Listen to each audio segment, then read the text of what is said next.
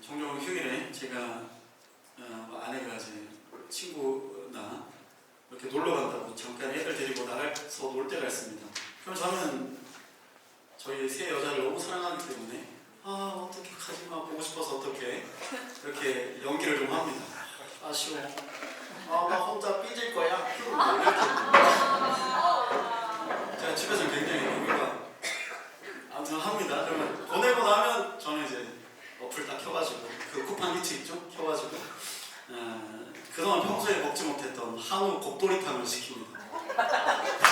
한우 곱돌이탕 장난 아니거든요. 근데 같이는 못 먹으니까 시켜 먹습니다. 진짜 맛있어요. 계란밥도 따로 주고요. 따로 밥을 할 필요가 없습니다. 김도 줍니다. 그래서 이렇게 딱 펼쳐놓고 세팅을 딱 하죠. 오기 전에 내 유튜브 뭐 보지? 하고 딱 골라놓고 이렇게 봅니다. 근데 이렇게 먹다 보면 이렇게 맛있겠다 하고 펼쳐서 먹으면 눈은 이제 유튜브를 보죠. 눈은 유튜브를 보고 입은 계속 이 곱돌이탕을 흡입하고 있어요. 뇌는 유튜브도 보고 지금 맛도 느끼고 있는 거예요. 근데 몇 차례 제가 이게 좀 좋더라고요. 좋아가지고 몇 차례 이렇게 하다 보니까 곱돌이탕만 한 3-4번 먹었거든요. 이렇게 연속으로 없을 때마다.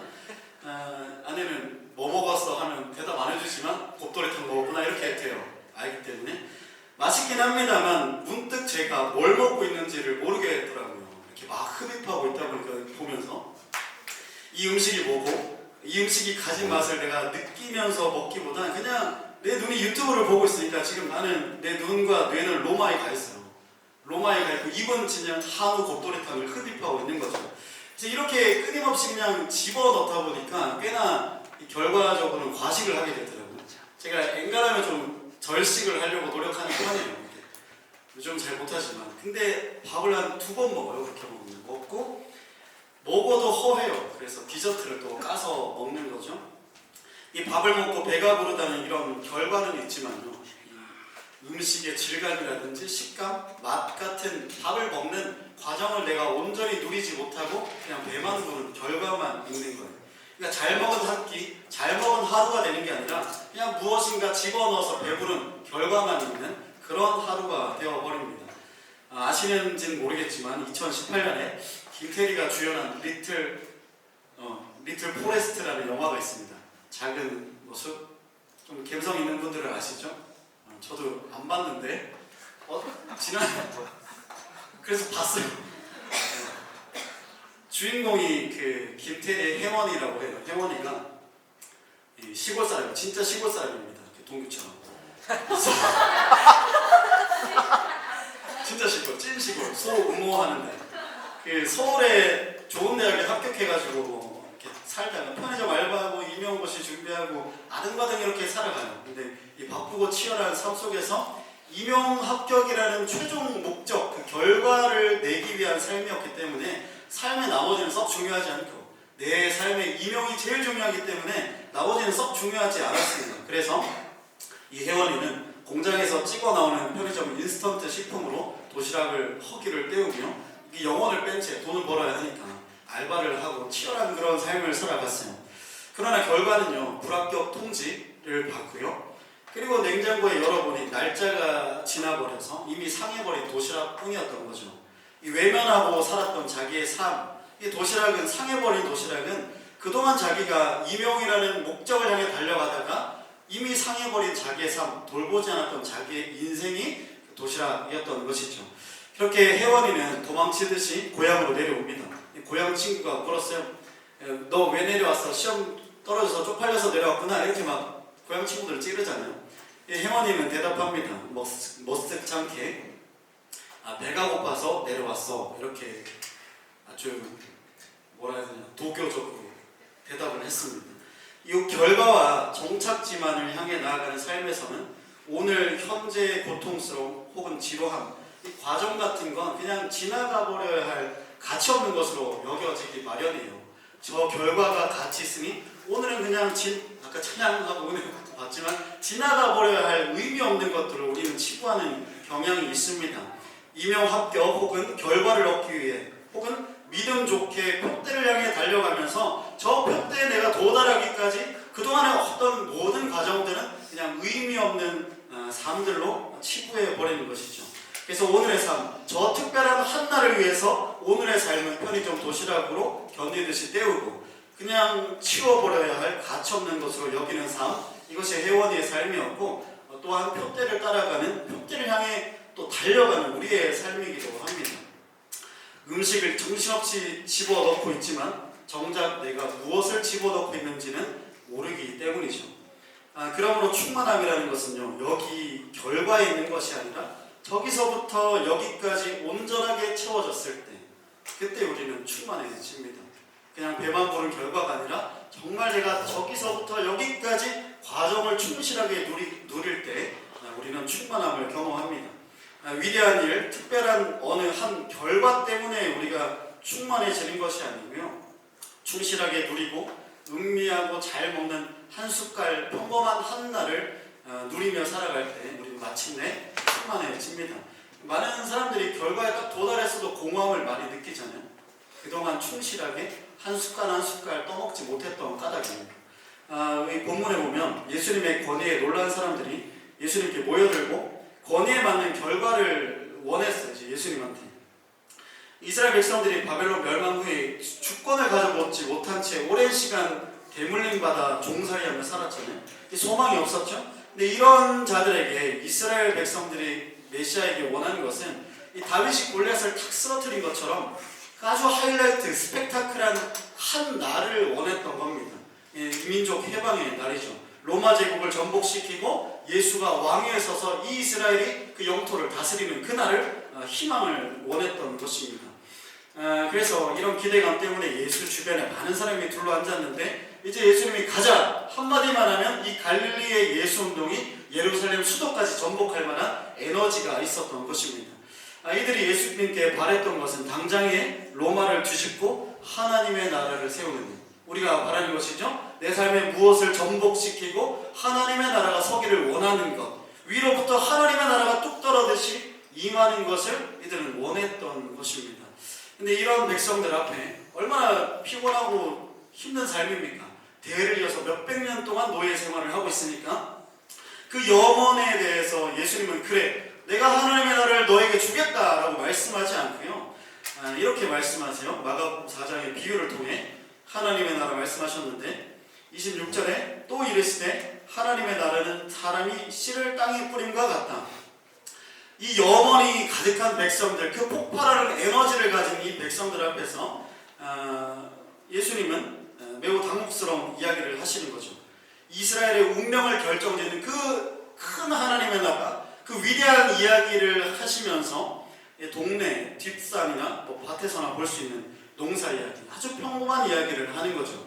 위대하고 크고 장엄한 이야기를 하는 것이 아니라 농사 이야기, 텃밭 이야기를 예수님은 하시는 겁니다. 그렇다면 왜 예수님은 이스라엘 나라의 이 향방과 큰 하나님의 나라를 이야기하시면서 이렇게 시시하고 평범한 이야기를 선택하셨을까? 하나님의 나라는요, 지루하고 따분하고 평범한 것에서부터 시작하기 때문입니다.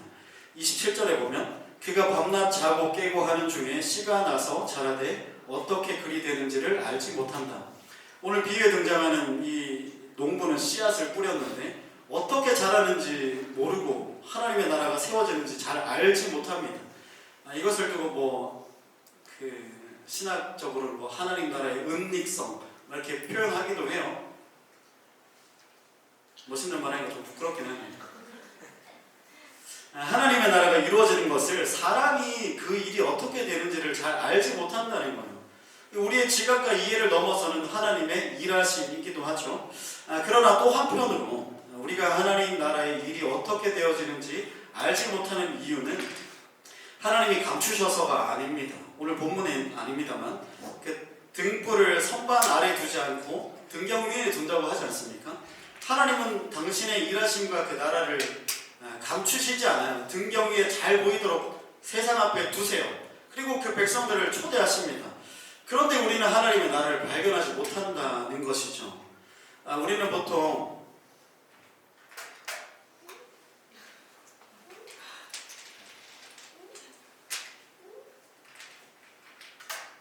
몇 번 못 입어가지고 아까워가지고 계속 입어가지고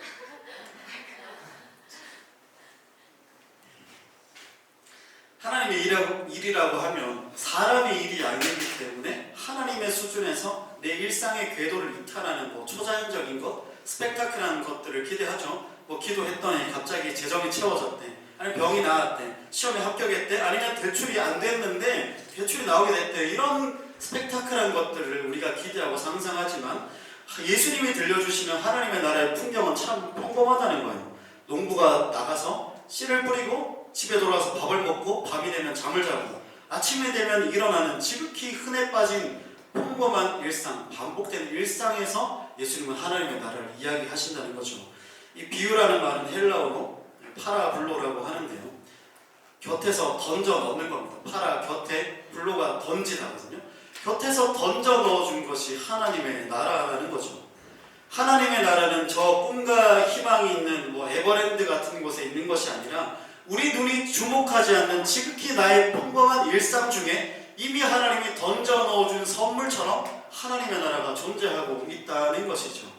반복된 일상이 여러분 함의하는 것은 어때요? 평범한 거죠. 우리는 평범한 것을 주목하지 않습니다.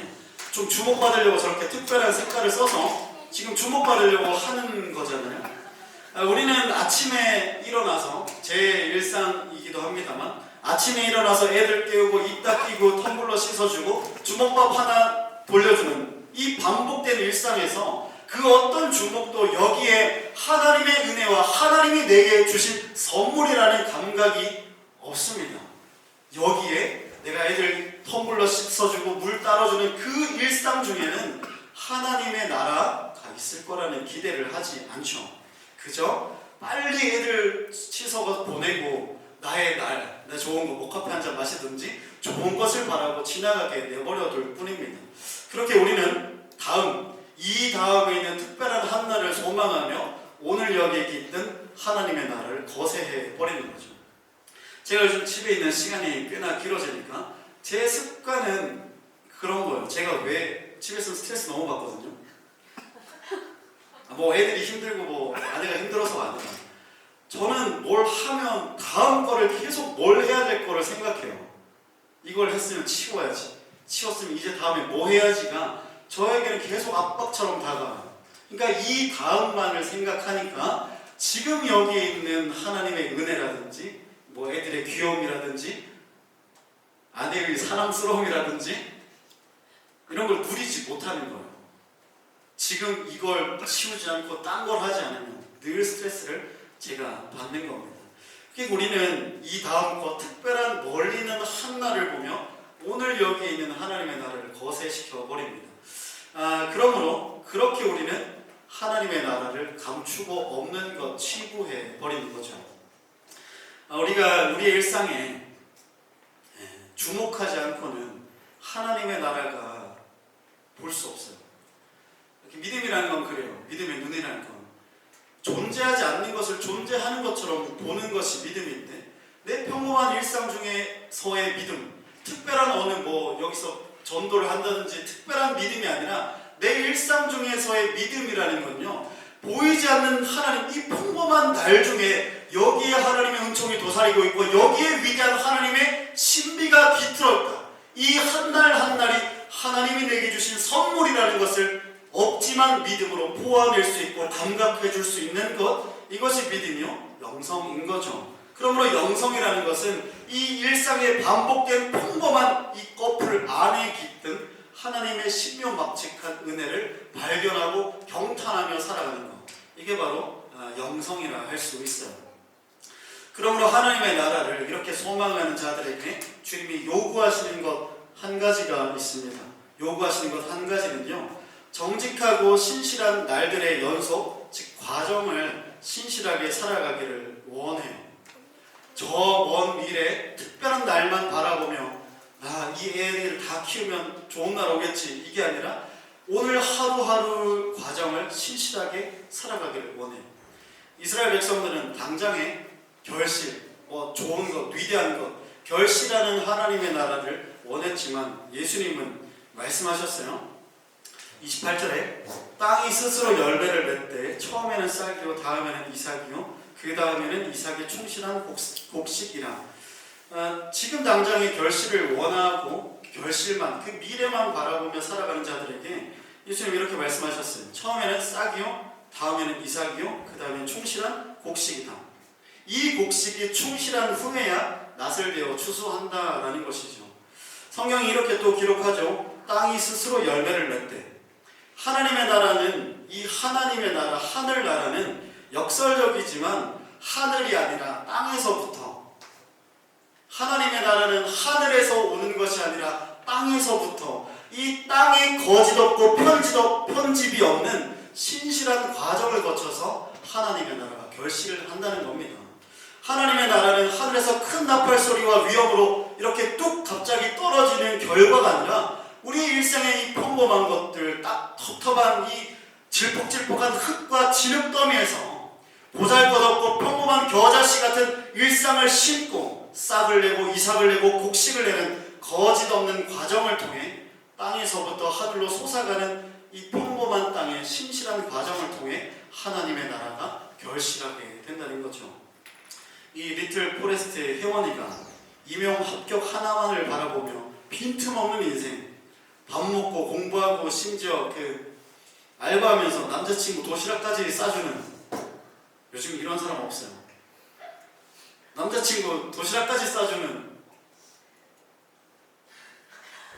저 뒤에서 노래 보고 있습니다만, 이 꽉 찬 스케줄을 철저하게 살았어도 그 인생은 결국 허기를 느끼며 살았던 거죠. 꽉 채운 삶이지만 허기 느낀 이유였습니다. 이 혜원이가 나중에 이 충만하게 되어지는데요. 이 혜원이가 영원히 충만하게 된 건 임용 합격 결과가 아니었고요.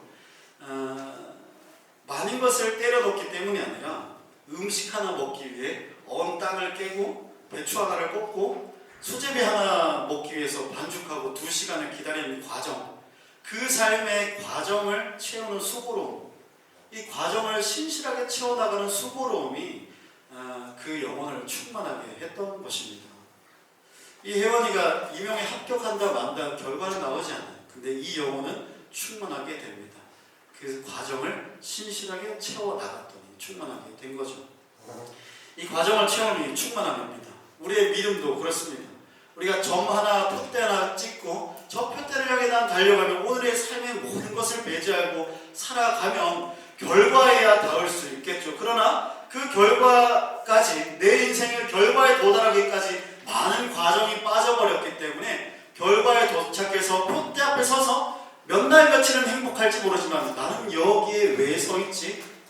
내가 그동안 희생했고 텅 비어버린 나의 마음을, 영혼을 다시 한번 보게 되죠. 제가 저도 표대를 꽂고 살아가는 인생입니다만, 누가 갑자기 빵 먹게 들어왔어요. 깜짝 잘했어요.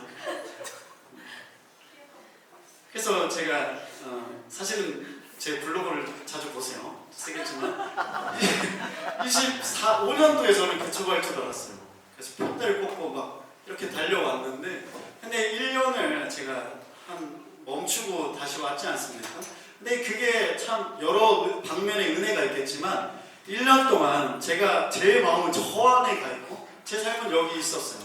근데 1년의 과정 동안 이렇게 제 삶이 저 표대를 채워가는 과정이었던 것 같아요. 그래서 여기에 딱 서도 엄청 흥분되거나 뭘 막 이렇게 공허하지가 않아요. 그냥 내가 걸어왔던 걸음대로 걸어지는 그 내밀한 충만함이 저한테 좀 있습니다.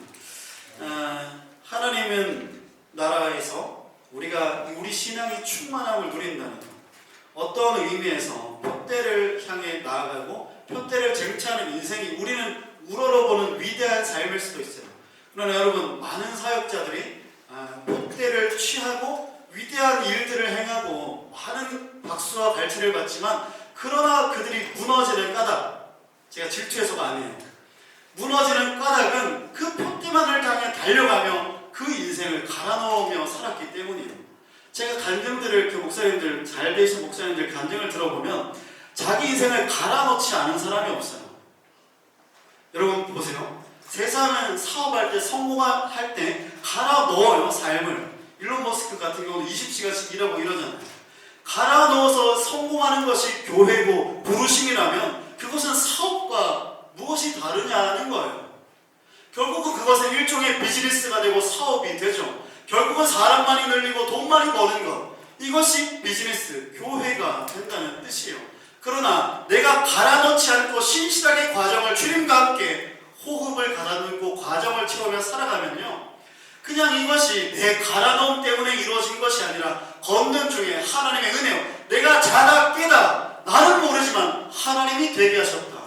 이 고백이 사실은 부르심 향해, 표대를 향해 달려가는 우리에게 반드시 필요한 고백이라 할 수 있습니다. 하나님의 나라는 결과만 있지 않습니다. 하나님의 나라는 편집이 되지 않아요. 그렇죠. 여러분, 하나님의 나라가 소프트웨어라면, 하나님의 나라가 이 맥북에 다운받는 어떤 그 소프트웨어라면 그냥 위에서부터 아래로 다운받으면 되죠. 다음 버전이 여러 개가 있잖아요. 근데 하나는 건너뛰고 그 다음 걸 다운받아도 되잖아요. 점프하고 편집하면 돼요. 그러나 하나님의 나라와 우리의 믿음이라는 것은 소프트웨어가 아니고 생명이죠. 우리는 예수님을 생명이라 부르잖아요. 생명에는 점프가 없죠. 저 친구들이 갑자기 10살이 되지 않아요. 10살 되게 해주세요. 하나님의 나라가 임하게 해주세요. 그래 갑자기 의미가 갑자기 10살이 되지 않는다고. 이게 생명의 신실한 법칙입니다. 생명에는 편집이 없고 생명에는 점프가 없어요. 그저 그 과정을 신실하게 채워나가는 것. 그러므로 우리가 하나님의 나라가, 우리의 부르심이 만약에 생명이라면 갑자기 하늘에서부터 떨어지는 것이 아니라 신실하게 그 한 걸음을 걸어야 해요. 만약에 점프해서 간다면 그것은 생명이 아니라 세상이 말하는 비즈니스, 세상이 말하는 성공 신화와 다를 바가 없다는 뜻입니다. 어디야? 제가 그 신앙을 그 수련회에서 이제 이렇게 뒤집어지듯이 시작을 했단 말이죠. 뜨겁게 기도하는 중에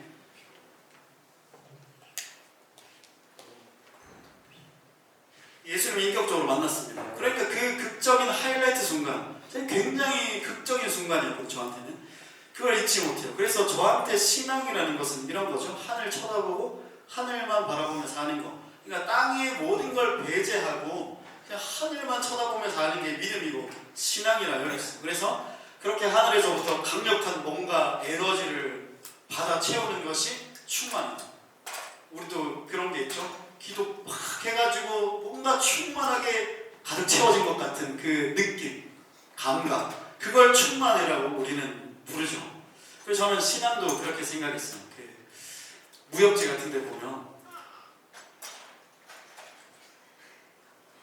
그 무협지 보면 뭐 고수가 있고 절정 고수가 있고 초절정 고수가 있어요. 그리고 여기까지 인간이 갈 수 있는 레벨이에요. 아세요? 초절정 고수까지는 인간이 수련하면 갈 수 있어요. 근데 이 위에 환골탈태라는 걸 하는데 화경이요. 화경의 경지. 이건 이제 이 세상 자연 만물이 내 몸과 일치가 되는, 그래서 내 몸이 환골탈태를 해요. 그래서 이거는 깨달음이 있어야 합니다. 점프하는 거죠. 그리고 그 다음에 현경, 생사경 이러는데요. 이 신앙이라는 것은 이렇게 어떤 깨달음을 얻고 내가 뭔가 강력한 에너지를 받아서 한번 경지 상승을 이루는 것이라 여겼어요. 그래서 저는 어디 수련회 가서 강력한 성령 체험을 하고 나면 내가 지금쯤 되면 현경쯤 되지 않을까? 내가 한번 깨닫고 탈피한 것 같아. 이런 걸 제가 그때는 생각했어요. 쟤는 절정 고수야. 근데 나는 초절정 고수야. 저 쪼랩들 이렇게 하는 거죠. 그래서 제가 신앙생활을 하고 이제 30대가 되고 또 결혼하고 나서 보니까 내가 기도하는 것과 나의 삶의 괴리가 어마어마하다는 걸 깨달아요. 나는 지금 내가 환골탈태에서 세상을 떠난 현경, 화경의 경지라 생각했는데 그냥 조그마한 죄 하나에 탁 걸려 넘어지는 나의 모습, 조그마한 말 하나에 내 마음이 다 와르르 무너지는 거죠. 작은 유혹, 작은 말, 죄 하나에도 빵빵 넘어지는 겁니다. 이 뻥튀기 같은 거죠. 크게 부풀러 올랐지만 그 속은 그냥 텅 빈 거예요. 솜사탕 드셔보셨죠? 솜사탕 애들 사주면 입에 넣는 순간 사라지잖아요. 있는 것 같은데 없잖아요. 그게 바로 이런 신앙과 믿음이었어요. 그러니까 솜사탕 같은 거 아무리 먹어도 허기가 지는 신앙입니다. 결아, 좀 매너 좀 전세냈니? 계속하네. 역시 다그래. 아무튼 그런 거라고 여겼어요. 그래서 제가 청년 때도 이렇게 돌아보면, 청년 때 저희는 촌이라서 기도를 많이 했거든요. 많이 하고 기도하는 날, 기도회가 끝나면 집에 가기가 좀 힘들더라고요. 계속 같이 놀고 싶고 어울리고 싶고, 기도하지 않는 날보다 기도한 날이 오히려 집에 가면 더 공허했어요. 그냥 그만큼 부풀어 올랐다는 말입니다. 부풀어 오른 만큼 텅 비었기 때문에 죄가 속에 쉽게 들어오죠. 제가 그때 저도 담배 피우고 술 먹고 다 했으니까 기도해야 은혜 받고 좋았지, 담배 피우고. 그러니까 이게 그런 거죠. 텅 비어버린 거예요. 부풀어 올랐다는 말입니다. 차곡차곡 알차게 세워진 것이 아니라 부풀어 올랐다는 뜻이죠. 그래서 돌아보니 제가 중요한 건 하루하루 그냥 무색무취죠. 그냥 슴슴한 밥 먹듯이 신앙 경건 생활로 치면 성경 읽기. 그냥 정말 아무런 내적 감동이 없더라도 아침에 일어나서 그냥 하나님 감사합니다. 짧은 기도라도 한마디 올려드리는 하루하루를 채워나가는 과정이 나를 채우고 충만하게 하더라고요. 그리고 꼭 성경 이런 것뿐만 아니라 그런 거 있죠. 여러분 나이 들면 다 비슷하지만 인생 살면 그런 마음이 있어요. 예전에 제가 어른들이 이런 마음 했거든요. 기도하는 마음으로 산다고. 이게 제가 젊을 때는 지가 기도 안 하니까 기도를 해야지. 기도하는 마음이랑 기도랑 다르지. 이랬단 말이죠. 저 기도 안 하고 나이 들면 안 돼. 이렇게 저는 생각했어요. 나는 끝까지 기도할 거야. 근데 살아보니까요. 기도하는 마음이 무엇인지 대충 알겠더라고요. 기도하는 마음으로 산다는 거. 꼭 내가 시간을 막 분별해서 물론 해야 됩니다만 기도하는 마음으로 내가 일하고 기도하는 마음으로 누군가를 사랑하고 기도하는 마음으로 밥 먹고 기도하는 마음으로 내 직장 생활에서 누군가를 섬기고 혹은 그냥 지나가다가 누가 안 좋아 보이는 상황이 있으면 기도하는 마음으로 아이고 어쩌나 하는 기도하는 마음으로 살아가는 것.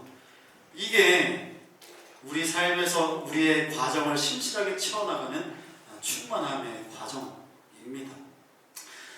그래서 어떤 시인은 이런 신앙에 대해서 이렇게 노래했습니다.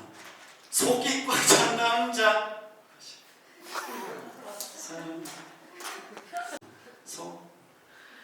집에서 연습하고 올까? 여러분 그렇다면 신실하게 과정을 채워나가는 삶이란 오늘 성경에서 보면 이런 겁니다. 이런 거죠. 매일매일 안달복달하고 들여다보며 사는 거. 지금 부활절 캠핑을 준비하고 있는데 저는 어떻게 되는지 아무것도 모릅니다. 연수 물어볼까? 연수야 물어볼까? 지우고 하겠지. 몇 시부터 물어볼까 하다가 물어보지 않아요. 그러면 충만하게 신실하게 과정을 채워나가는 삶이 매일 들여다보고 연수야 안달복달 부르는 삶일까요? 제가 이제 사임하고 제 삶에 난 계획적으로 살 거야. 신실하게 살 거야 하고 제 짠 루틴이 새벽 5시에 일어나서 큐 채우고 기도하고 러닝하고 애들 등원시키고 어딘가에 출근해서 막 말씀 보는 그 갓생 사는 삶, 내 맡은 바 최선을 다해 갈아넣는 삶이 과정을 채워나가는 신실한 삶이겠습니까? 그렇지 않습니다. 우리가 신실한 삶을 살아가고 우리의 삶에 아까도 기도할 때 새로운 삶을 결단했지만 여러분 새로운 삶을 결단하고 돌아가면 부담스럽잖아요. 여러분 맥시멀리스트라고 해요. 다 채워 넣기를 원하기 때문이죠. 다 때려 넣어서 갑벽하게 살아가는 그 삶이 신실한 삶, 하나님이 기뻐하시는 삶이라 여기기 때문입니다. 내 삶의 스케줄을 다 때려 넣는 것이 충만한 삶이라 우리는 여기기 때문이죠. 근데 사실 그건 충만한 삶이 아니라 강박적인 삶입니다. 성경에 복음에는 자유가 있다고 하는데 복음으로 인해 강박이 생기는 거죠. 여러분 내 삶을 다 꽉꽉 채워 살아갔을 때 뿌듯하죠? 뿌듯하긴 하지만 그건 영적인 게 아니라 육신적인 거죠. 영적인 뿌듯함, 영적인 충만함이라는 것은요, 내가 비록 이만큼 남겼지만 그러나 하나님이 주시는 은총이 여기에 발견되는 것, 그 발견된 은총으로 인해 충만한 것이 성경이 말하는 충만함인 거예요. 이 말씀 한번 제가 읽어볼게요. 26절 27절인데, 또 이르시되 하나님의 나라는 사람이 씨를 땅에 뿌린 것 같으니 그가 밤낮 자고 깨고 하는 중에 씨가 나서 자라되 어떻게 그리 되는지를 알지 못하느니라. 어떻게 알았지? 알지 못하느니라 했는데 어떻게 알았지? 하나님의 나라는 씨를 뿌린 것 같다. 농부가 밤낮 자고 깨는 중에 씨가 자랐는데 그 씨가 어떻게 자랐는지 알 수가 없다고 기록합니다. 하나님의 나라는 농부가 씨를 뿌리고 거름을 주고 신실하게 그 싹을 돌보았지만 어떻게 그 씨가 자라고 곡식을 결실하는지 알지 못한다는 거예요. 씨가 농부와는 무관하게 스스로 자랐기 때문입니다. 농부가 씨를 자라게 한 게 아니라 씨가 스스로 자랐기 때문이에요. 여러분, 만약에 내 일생에 정말 중요한 프로젝트가 있습니다. 근데 내가 아는 게 하나도 없어. 우리 같으면 불안해서 잠을 못 자겠죠. 밤새 인터넷 뒤지고 재미나이한테 딥 리서치 시켜서 뭔가를 알아내려 할 겁니다. 알고자 하는 욕구가 우리에게 있죠. 알아야 불안이 해소되니까. 그렇게 개척교회 목사는 잠들지 못해요. 제가 맨날 새벽 1시, 2시에 뭘 올리잖아요. 그러나 성경은 이렇게 말합니다. 자기 일생에 한 해를 결실하게 될 그 중요한 농사일을 하면서도 이 농부는 농사가 어떻게 되는지 몰라요. 농부는 그가 밤낮 자고 깨었다 기록해요. 이 농부는 천성이 낙천적인 것인지 농사가 어떻게 되어가는지 모르지만 애달지도 않아요. 그냥 밤낮 자고 깹니다. 우리의 보통 하루는 아침에서 밤으로 마감되죠. 그러나 유대인들의 하루는 저녁이 되고 아침이 되니 창세기 기록처럼 밤으로부터 시작합니다. 우리는 아침, 활기차게 오늘 으쌰으쌰 이루자, 그리고 밤에 쉬는 것이라 생각하지만 이 유대인 성경의 기록에 의하면 밤에 시작하여 낮으로 가는 거예요. 밤은 사람이 일할 수 없는 시간이고 그냥 가족들과 저녁 먹고 눈을 감고 자야 하는 그런 시간입니다. 사람은 자는 동안 아무것도 할 수 없죠. 사람의 힘과 의지가 멈춘 시간, 사람의 지각, 이 알미 중단된 시간이 바로 밤입니다.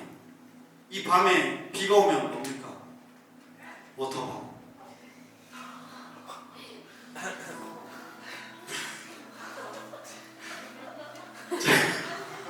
워터밤. 비가 오면 워터밤.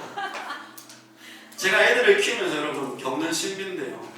여러분 그거 다 아시죠? 여러분 우리 애기들도 일주일 지나고 보면 달라진 것 같잖아요. 애들이 자고 일어나면 어제보다 컸다는 느낌, 뭔가 변했는데 라는 느낌이 들 때가 있습니다. 우리는 낮에 무엇인가 이것저것 해서 이것저것 해야 변한다고 생각합니다만 하나님의 나라는 우리의 일이 멈추고 눈을 감고 잠든 후에 알지 못함 중에 변화가 일어난다는 거죠. 우리 애기들처럼 생명이잖아요. 그러므로 마가가 27절에 기록하죠. 낮밤이 아니라 밤낮이라 기록한 것은 하나님의 나라는 사람의 수고로부터 시작되지 않고 우리의 일과 우리의 지각이 멈춘 밤, 거기서부터 하나님의 나라가 시작된다.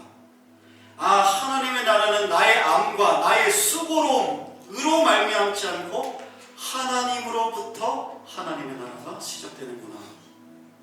그렇게 그 하나님의 나라가 하나님으로부터 시작한다는 믿음, 그 믿음 가지고 평안히 잠드는 삶, 그게 안식이죠. 그러므로 과정을 채우는 심신한 삶이란 막 투두리스트 다 제거하는 삶이 아니라 저녁이 되면 밥 먹고 아직 무엇이 남았고 다 이루지 못했더라도 그 알지 못함 중에서라도 밤이 되면 그래, 자라게 하시는 분은 하나님이시지. 이 평범하고 지루한 날들에도 하나님의 나라가 있지. 내가 무엇인가 빈 공백, 여전히 하지 못했고 이루지 못했고 알지 못하는 영역이 있지만 그 빈 공간에 하나님의 나라가 깃들어 있겠지. 내가 자는 중에 당신이 일하시겠지라는 믿음 가지고 안식하며 사는 것. 이게 하나님의 나라를 사는 삶이에요. 강박증, 조급증 내려놓고 나의 날들을 나로 가득 채우지 않고 하나님으로 채워가는 삶. 이것이 과정을 하나님으로 채워가는 신실하고 충만한 삶일 것입니다. 여러분, 그렇게 농부는 밤을 지나서 깨어 나를 아침을 맞이합니다. 그 애들 키워보시면 여러분 다 겪으셔야 할 일인데, 애들한테 시달리다가 이게 백수는 더 힘들어요. 애들한테 시달리고 저녁에 밥 먹이고 씻기고 나면 진이 다 빠져요. 진이 쓱 빠진단 말이죠. 그렇게 재울 때쯤 되면 기력이 없어요. 그래서 입을 다물게 돼요. 그럼 애들은 아빠 표정 왜 그래? 말 안 해? 이런단 말이죠. 안 해. 이렇게 돼요. 자기 전에 저희는 가정은 자기 전에 꼭 취침 인사를 해요. 이렇게 안고 로테이션으로 안고 사랑하고 축복해 하고 뽀뽀하고 막 한단 말이죠. 그럼 들어가요. 그럼 들어가면 또 나와요. 그럼 또 해야 돼. 지금 옷 벗고 이제 샤워하려고 하는데 또 나와. 아빠 사랑해. 가. 왜냐하면 저는 블로그 글도 써야 되고 이제 파워 블로거가 될 거기 때문에 사진도 찾아야 하고 설교도 써야 하고 아직 할 일이 저는 많이 남았기 때문이에요. 그래서 그냥 그쯤 되면 얼른 자버렸으면 좋겠어요. 그러나 신비한 것은요, 이제 다 소진했어. 더 이상 귀엽지가 않아. 그런데 신비로운 것은 아침에 자고 깨어나서 탱탱 부은 얼굴로 애들이 걸어온단 말이죠. 근데 그런 애들 보면 그렇게 귀여울 수가 없어요. 충만하죠. 그가 밤낮 깨고 하는 중에 씨가 자라되 어떻게 그리 되는지, 어제 어떻게 그렇게 나는 다 지쳤는데 오늘 아침에 어떻게 그렇게 귀여울 수 있는지, 이 새끼 왜 이렇게 귀엽지? 아침에 안아줘요. 어제는 가가 이랬는데 알지 못하는 거예요. 그가 밤낮 자고 깨었다. 이 깨다라는 말이 아주 의미심장한 말입니다. 에게이레라고 해서 성경에서 부활이라는 의미로 쓰여요. 자고 깨는 것은 우리 일상이죠. 자고 깨는 거 아침에 그렇게 고통스럽고 지독하게 일어나기 싫잖아요. 자, 아침마다 저희 지금 소리 질러요. 야! 일어나! 안 그러고 싶습니다. 자고 깨는 것은 정말 지극히 평범한 것이지만 성경이 볼 때는 자고 깨는 그것이 매일이 하나님이 허락하신 부활의 은총이라는 거죠. 지금 아침에 자고 깨니 오늘도 지겨운 하루가 시작됐어가 아니라 하나님이 오늘도 깨어남을 통해 부활의 신비를 내 삶 가운데 주신 거예요. 아침에 기분 좋게 일어나는 거예요. 저는 기분 좋게 일어나거든요. 아내가 그게 안 돼요. 미쳐버렸어요. 잘 갔네. 네, 그렇습니다. 이게 매일의 깨어남이 우리에게 부활의 사건입니다. 오늘 내가 깨어남이 그저 있는 것이 아니라 게임이 어제 하나님이 내가 잘 때 지극한 역사를 이루셨고 나는 오늘 깨어남을 통해 그 부활의 능력으로 하나님의 일하심을 살아간다. 이게 우리 삶의 고백. 하루하루를 채워나가는 신실한 과정입니다. 그러면 여러분, 끝났습니다. 오늘 나는 다 알지 못하지만 하나님을 신뢰해서 잠에들고 그렇게 깨어나 사는 것이 부활의 삶입니다. 누군가를 사랑하고 웃고 떠들고 때가 되면 밥을 먹고 주님을 신뢰하며 잠에 드는 것, 부활의 생명으로 충만한 삶, 이것이 하나님의 나라입니다. 한 페이지 남았네. 그래서 주님 우리에게 말씀하십니다. 눈에 띄지도 않는 의미 없는 하루하루 겨자씨를 심었지만 자고 깨는 너의 충만한 하루하루가 어느 날 문득 공중의 새들이 깃드는 위대한 인생으로 비약하게 될 것이다. 너의 초라한 오늘이 영광스러움과 손을 맞잡게 될 것이고 너의 시시한 날들이 하나님의 위대함과 입맞추게 될 것이다. 그 일상이 위대함과 입맞추게 되는 것, 하나님의 나라입니다. 그래서 겨자씨 같은 하루를 당신의 나라에 심고 자고 깨는 충만한 인생 되시길, 그렇게 공중의 새들이 깃드는 하나님의 나라, 리틀 포레스트 김태리 같은 여러분 되시길 주님의 이름으로 축복합니다. 이제 찬양 부르시고 기도의 자리로 나가겠습니다.